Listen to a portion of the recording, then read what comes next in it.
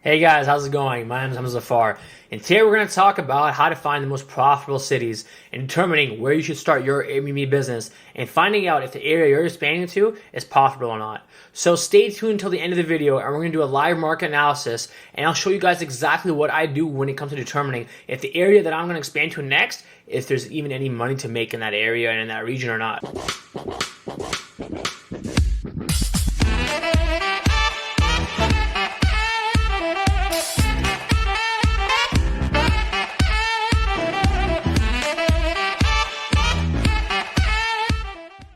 Determining really what market you want to get into and starting your Airbnb to see really if you're actually going to make any money. There's so many factors to consider. There's so many variables. This is a multivariate problem, okay? And you have to approach it from different angles. You have to figure out, am I going to be Airbnb apartments? Am I going to Airbnb houses, right? Some markets you can make more money doing houses. Some markets you can make more money doing apartments, right? Are you in an urban environment? Are you in a vacation environment? Are you in downtown or are you in the suburbs, right? There's so many factors involved. Are you doing arbitrage? Are you co-hosting? Or do you actually own the property, right? There's so many factors involved. There's so many different elements to this question. I really don't have an exact answer for you. I can only tell you what I personally look for myself when I'm investing and growing my company. So in this situation, don't really take everything that I'm telling you as, the law that you have to, follow exactly what I'm doing.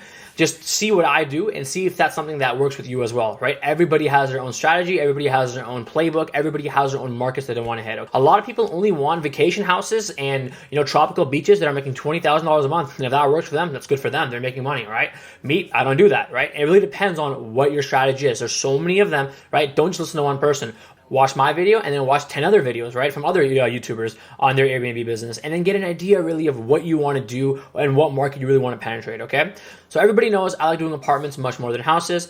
Now, like I said, I have my own reason. A few of the reasons are economies of scale. You can scale much faster. All your units are centralized in one location. Your cleaners are more efficient. They're more centralized. So those are the reasons why I like doing apartments, and because it's easier to get into when it comes to single family houses when you expand rapidly, right? It's easier to convince a landlord who owns 10 apartments they can give them to you rather than 10 different individual landlords with 10 different houses, right? So like I said, it depends on what you're looking for and exactly what you're comfortable doing. Then after that, what I look for is cities that are really, really in demand where people are traveling to. Now, after COVID, there's one other factor that I look at when it comes to finding a good market, and there's political risk, okay? Now, I don't care about anyone's politics, especially, when it comes to business, but in this climate and environment, political risk that you do have to take into consideration, especially now with mask mandates and shutting everything down and lockdowns. Those are things that you have to really consider, because when that does happen, nobody's traveling to your city anymore. Everybody's traveling to the places that are open.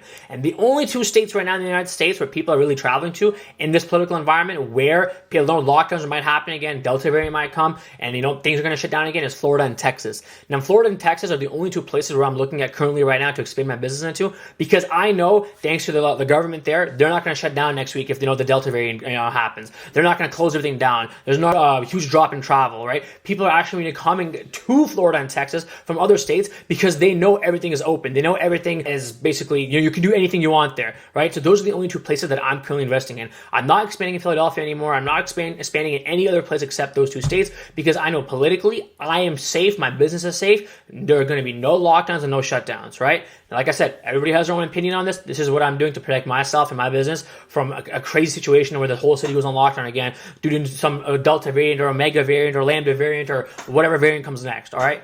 The next thing I look at is seasonality. Now, if you look at a city like Chicago, right? Chicago, people are making $5,000, $6,000 a month on 2-bedroom apartments in the summertime, and when the wintertime comes, they're not really making that much anymore. They're making only maybe $3,000 a month, with the rent being $1,400, $1,500, right? So a lot of times, a lot of places, they make their money in the peak seasons in the summers, and in the winters, they just ride it out and try to just break even or just make a really small profit and make the majority of their income really in the summertime, right? Now, in places like Florida and Texas, from my market research and analysis, that's really not the case. They make their money throughout the whole year, and in the summer they make even more, right? Because a lot of people from colder places, especially up north in Canada, they come to Florida, they come to Texas, they come to Miami, and they want to go there for vacation during the winter time. So in those regions, you're really busy all year round. There's no risk of, I'm going to have a slow season, a high season. You're probably going to have a higher than a high season in the summertime because there's so much more things to do in that time period. Now, after the seasonality, the next thing I look at is the actual rent price and the actual location in that city. I'll give you an example. Before I moved to Dallas and expanded expanded my business in Dallas, I was talking to other hosts. I asked them, how much are you making on your gross right now? In downtown Dallas, they're making around $3,000 a month in rent. Their rent itself is around $1,700. So after your rent is $1,700, your utilities, your gas, water, electric, Netflix, building fee, you're at around another $300 plus parking, you're at around $150. So you're at around $2,150. Okay, so your net profit on that property in downtown Dallas with a nice pool, rooftop deck, patio is around $700, $600 per unit is what I was getting. Okay, from the people that I were talking to in downtown Dallas. So my strategy is I really approach places outside of downtown if I know the margin is not in downtown. Okay, so my unit rent in Dallas right now on average is around $800 a month. And that unit is bringing in around $2,400 to $2,200 a month on a very long-term stay. So I'm making 3x my rent compared to somebody, who's making only $600, $700 in profit, really, right? Even though they're making $3,000 a month compared to my $2,200, my rent's only $800. Their rent is $1,700, right? So my margins are much, much higher. And in a downturn event where, let's say travel does slow down, I have the opportunity to decrease my nightly rate. They don't have to, right? Their rent is still $1,700. They have to at least break even on every single reservation. Where me, I have more flexibility to decrease my rates if I do have to. Okay, so not necessarily being downtown is the number one thing you want to go for. It really depends on your market. Now in Philadelphia, the only place to be is downtown. That's where you can get the highest amount of revenue, and even though you do pay a lot of rent, you make the highest amount of revenue. So last month, one of my one-bedroom units in Philadelphia, in like prime downtown center location in Center City, House area, the rent's around $1,450. It brought in $5,200. Another location brought in $5,000, rent $1,495. Right? So I'm making about 3x, 3.5x rent in downtown Philadelphia. But if I was 10, 15, 20 minutes away from the downtown area of Philadelphia, I would not be getting that much, because people know the farther you go away from downtown Philadelphia, the less safe it is, the more crackheads there are in the area, right? So you want to basically find, every city really has their own, niche location where people are comfortable traveling to, right? So in Dallas, a lot of people don't really travel downtown, mainly only for business. But if they want to go to like a nice scenic hipster vibe, they go outside downtown. Philadelphia, all that stuff is literally in downtown Philadelphia. There's nowhere really else to go, and it's not that safe outside of downtown itself. It really depends on the area you're in. So now after location, after your rent price, after taking political risk into account, right? Those are just three things that I look at right now when it comes to finding the next top area that I want to invest into, right? So there are many, many factors, many variables you have to look at, like the ones that I mentioned earlier in the video. Don't just take my advice for what I look into. Look at all the other YouTubers on YouTube. Go look at all their videos, and then take everybody's advice, put it into aggregate, and then form your own opinion on this situation. Because what might work for me might not work for you. So the first thing you really need to understand is that not every market is really worth investing into, because the prices don't really make sense. Now, the main factor when it comes to your Airbnb business is your rent price. Every other expense that you have is a variable cost, but the cost is really similar no matter where you are. Your utilities are going to be the same in Houston. Your utilities are going to be the same in Philadelphia. Your utilities are going to be the same in Michigan. Your utilities are really going to be the same in Wisconsin. It really does not matter about the utilities. There's a very small number relatively. And the main expense that you can control is your rent price. And that's the biggest expense that you have. And that's the biggest expense that you have control over. Now, we're going to take a look at a chart, and it's going to show us the highest rent prices in all the United States right now. And this is for 2021's market rents. So as we see, Boston, Massachusetts has a $3,500 rent price for a one-bedroom apartment. Now, is Boston really worth investing in? Me personally, I don't think so. Why? Because of the pandemic, the majority of people that were traveling to Boston don't travel there anymore. Majority of travel to Boston was for business. And if you look at this article right here says, among Boston companies, business travel isn't quite cleared up for takeoff. Despite COVID-19 cases plunging nationwide, business travel in Boston area companies is still far from normal. For some companies, it may never return to pre-pandemic levels. So is it worth really paying $3,500 a month for a one-bedroom apartment where you know the travel demand is not going to be anywhere close to the same that it was before pre-pandemic? No, it's not worth it. You have to figure out where you can get the best rent price from compared to the highest revenue that you can charge depending on where you're living. So in California, for example, the average rent price is $3,100 for a one-bedroom apartment. Or in general, it takes an average of two-bedroom and three-bedroom apartments as well. So let's say $3,100 is your average rent price. In California right now, people are charging anywhere from $300 to $500 per night because people are still traveling to California because of the weather, because it's a place that people still travel to regardless of business travel or not. A lot of people travel there for vacation. So California for $3,000 a month, it really depends, you know, on what part of California as well. Not counting San Francisco. San Francisco is a place that me personally, I wouldn't invest in, and Airbnb is even limited when it comes to regulations. But there's a lot of other places in California like San Diego, Los Angeles, even San Jose. There's a lot of great places in California. People are investing and making great amounts of money. It really depends, again, like I said, the deal you can negotiate, the rent price you can have, and the actual area itself. Do people actually travel to that area? Demand and rent are really the two biggest things that I say contribute to your profit per unit. Everything else is a variable business expense that you can control, that you can, you know, minimize with scale, that you can really increase or decrease depending on so many other variable factors. Rent price is the number one thing that you have control of, that you have to decrease as low as possible in order to increase your profits. So now we're going to go ahead and take a look at a website called AirDNA.co. AirDNA is a great website. It gives you all the information that you need depending on whatever area you want to type in. So it gives you information like your average daily rate, the occupancy levels, how many people are visiting, the size of the units, the average revenue they're making, the average revenue a 1-bedroom, a 2-bedroom makes, how many Airbnbs themselves are in that city or in that specific area or neighborhood or zip code. So it gives you a lot of great insights, but that's not one of the only tools we have to use. We have to do a little actual manual research work as well. So I'm going to go into AirDNA right now, and I typed in a random zip code. I typed in a zip code 75231 in Dallas, Texas. This is just a random zip code that I'm actually currently looking at right now, and let's get some information from it. So right now it shows us there's about 59 active rentals in this part of Dallas, okay? And this part of Dallas is sort of northeast Dallas and north Dallas. This area right here is, there's a North Park Mall. North Park Mall is one of the biggest malls in the DFW area. Right up here you have the Medical Dallas Hospital, and then you have a bunch of other small businesses and companies around this whole area right here as well. So this is an area that I personally am looking into right now, and we're going to take a look and see if it's actually worth investing into. So right off the bat, AirDNA gives you a market grade score of B+. Okay, that doesn't really mean anything to me, honestly. And a lot of the stuff on AirDNA you have to take it with a grain of salt. A lot of it is outdated because of, you know, pandemic levels. You can't assume because it was, you know, it was making X amount of dollars 2 years ago pre-pandemic, it's going to make the same amount post-pandemic, because travel demographics and travel patterns have changed since then. But the actual statistics and data that we get from AirDNA, you can trust that is pretty accurate. All right, so now this is an area that I'm looking at. We have 59 active rentals. So let's look at the rental growth. So in Q4 of 2019, we had 129 rentals. That's almost dropped down in half now to about 59 active rentals as of right now. So that means the supply has dropped down 50%. It's basically cut in half. Now, we have to really figure out, has demand still there or not? So the demand on AirDNA, personally, I don't really look at. You can if you want, when you look at occupancy rates, but just occupancy rates and revenue don't really tell the whole story. I like to do actual manual work. So I'll go into Airbnb.com. You type in the zip code, type in that area, which is the same area right here. You want to type in an arbitrary date. You don't type in, so a lot of people, they do is they'll leave the date blank, but then you'll get so many listings that are unlisted, so many listings that don't really matter, that shouldn't be there in the first place. Or they pick a date that's a little bit too close. So I like to usually always pick one day out, and I don't pick a weekend date because the majority of the places are already booked on weekends. Pick a random date in the middle of the week, 1 month out, and that should give you a good idea on what you can expect in terms of occupancy, okay? Then we'll do a quick search. And now what I'm going to do is I'm going to pull up my Excel sheet, and this is a market analysis Excel sheet that I made myself. And basically it tells me what I need to make and what my expenses have to be, what my break even is every single month, 7% occupancy, and what the average weekend rate and the weekend rate is for all the units. So we're going to take a sample size of 5. We're going to look at 5 listings. We're going to click on every single one of them. We're going to extract the data manually and input it into this Excel sheet, and then we'll get some accurate results. So the first one we're going to click on is this unit right here. Okay, so open this one up. All right, this is a 1-bedroom, and this is usually what I go after as well, is 1-bedroom and 2-bedroom units. The pictures are pretty trash. The listing itself is pretty trash.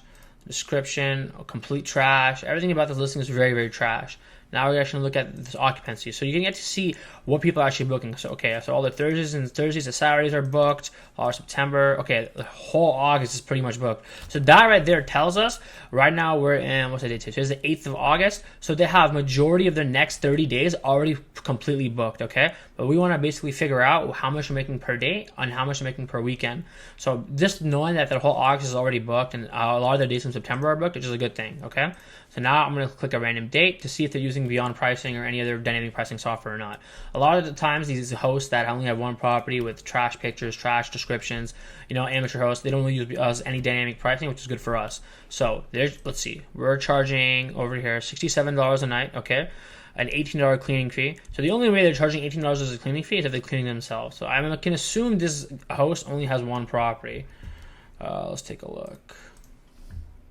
So that's impossible that you can charge $18 for cleaning fee. Yeah, they only have one property. Okay, so that makes sense. They're cleaning themselves. Okay, that's not a problem. And they have a 4.55 rating, which is not that great either. But anyways, so they're charging $67 on a night. On the weekend, let's see how much they're charging. Okay, they're charging $69. All right, let's take another weekend. 69. Okay, so 67 and 69 are the numbers. So we're going to type that into unit 1. So your average weekend rate was 69. Your average weekday rate was 67. Okay, so that's for our first unit. Let's go back. Next one. This one looks much nicer. Okay, much more staged, much more professionally. The pictures are much better. Let's take a look at this one. All right, so $67 again. But first, we want to take a look at the description.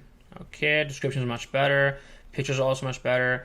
Yeah, it's a 1-bedroom. It has 2 beds in it, so it sleeps 6. I'm assuming they have a sofa bed or an air mattress, which is fine. Okay, are they professional hosts or they just have one listing? That also matters a lot as well. Let's take a look. Oh, they got 5,000 reviews, so they've been doing this for a while or they have a lot of listings. All right, so they have 45 listings, so you can tell right away this person is a professional host with 45 listings in the area. And it pretty much looks the exact same, all in the exact same area as well, of Lower Greenville, okay. So this is going to be someone that I'm going to have direct competition with, a professional host right here, this person named Vera. So what we're going to do is take a look at their pricing and their occupancy. So their August is pretty good. Their August is pretty much booked out. I'm assuming these are going to get booked as the dates are much closer. September is looking not bad itself. Okay, October, same thing. Let's take a look at their weekday price. Their weekday price is 67. All right, let's check this weekday price. Also 67. Let's check the weekend price. So, okay, they're charging 81 for a Friday to Saturday, and then for a Saturday to Sunday, they're charging around 81 as well.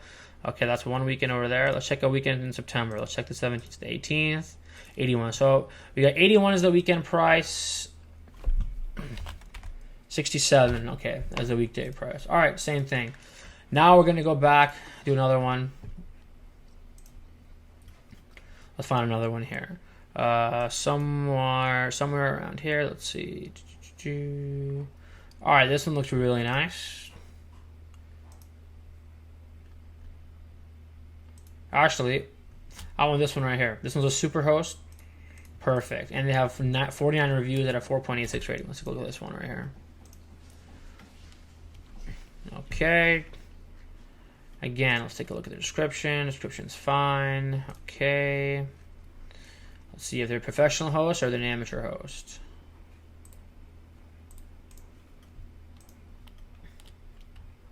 Okay, they're an amateur host. They only have one listing. So that's their listing. Someone like that is really my direct competition as well. You know, people like that put a lot more time and effort into their one property. They have a lot more quality control, which is fine. Now let's take a look at their pricing. So this weekday rate, they're charging me $78. Okay, now let's look at their occupancy though. Their September, they have no booking in September.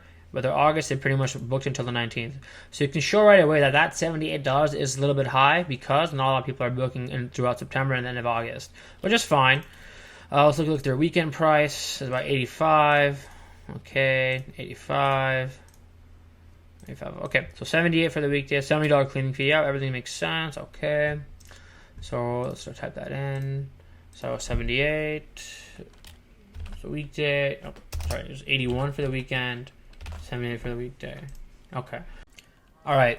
So now that we have the averages over here, your average weekend rate is 77. Your average weekday rate is 71. The average of those two is 74. So now our average ADR, our average daily rate for weekends and weekdays for that zip code area for all one-bedroom apartments is $74. Okay, so $74 is the number that we're going to use for every single day in the month. Now let's do some math here, okay? Assuming we are occupied for 31 days, some months are 30, some months are 31. Let's just go with 30 days, for example, okay? Assuming we're occupied at 100% for 30 days. So now we're going to do 74 times 30 days in the month, 2,220. Okay, now we're going to subtract 20 just to make it an average nice number, 2,200. Our expenses are $300. That $300 includes your water, gas, electric, internet.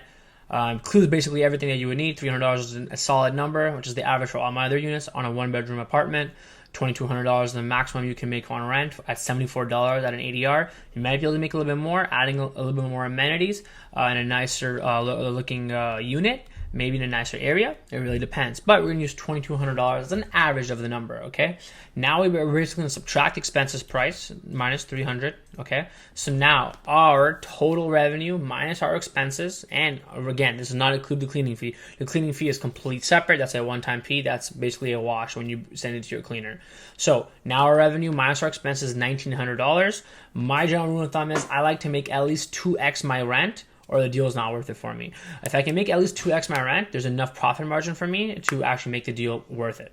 So if I'm going to make 2x my rent, for me to make this deal worth it, I have to find units in this area that have an average rent price of at least $900. It cannot go over 900. Anywhere from 800 to 900 is going to be my sweet spot. So now if I can find a unit that rents me for $800 a month, right, times 2, that gives me a $1,600, that's my 2x rent, plus an extra $300 in expenses, right? Then you have a little bit of margin for error. You have a margin for some slow months. You have a little bit of margin for higher months.